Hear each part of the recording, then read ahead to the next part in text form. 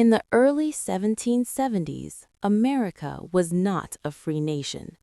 It was a land controlled by the British Empire, ruled by a king who lived thousands of miles away in England.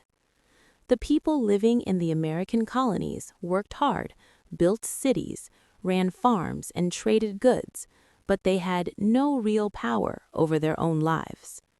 All important decisions were made in London.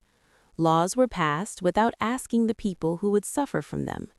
Taxes were collected, but the voices of the colonists were ignored. This unfair system slowly filled the hearts of the people with anger. Britain had recently fought costly wars in Europe and needed money. To recover its losses, the British government decided that the American colonies should pay more taxes.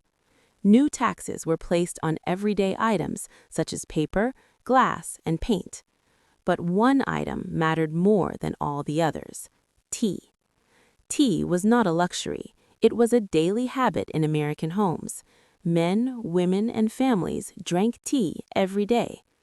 When Britain placed a tax on tea, the people felt deeply insulted. They were being forced to pay taxes, yet they had no representatives in British Parliament. The colonists began repeating one powerful message: no taxation without representation. Nowhere was this anger stronger than in the city of Boston. In 1773, Britain passed a law known as the Tea Act. This law allowed the British East India Company to sell tea directly to the colonies. The tea was cheaper than before, but the tax remained. Britain believed the colonists would accept the tax because the tea was affordable, but the people of Boston saw through the plan.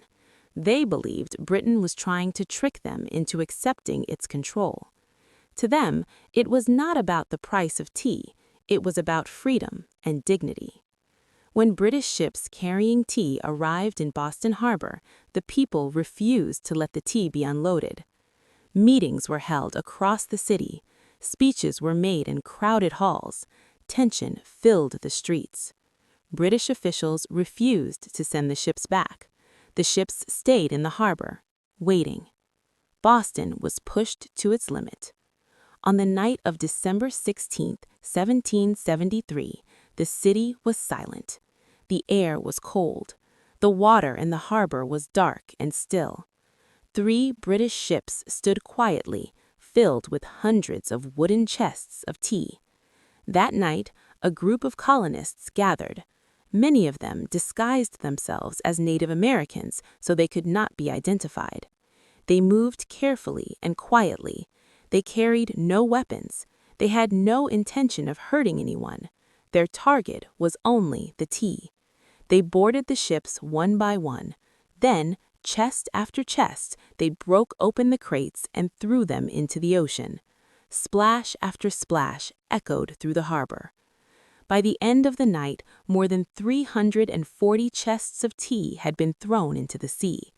The water was covered with floating tea leaves. Nothing else was touched. No property was stolen. No person was harmed. It was a disciplined act of protest.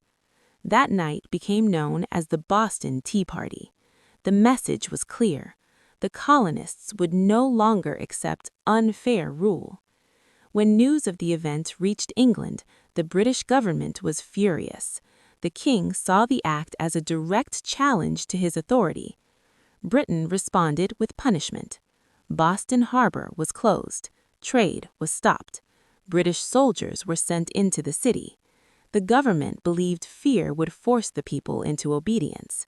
But Britain made a terrible mistake. Instead of breaking the spirit of the colonies, these actions united them. People across America began to support Boston.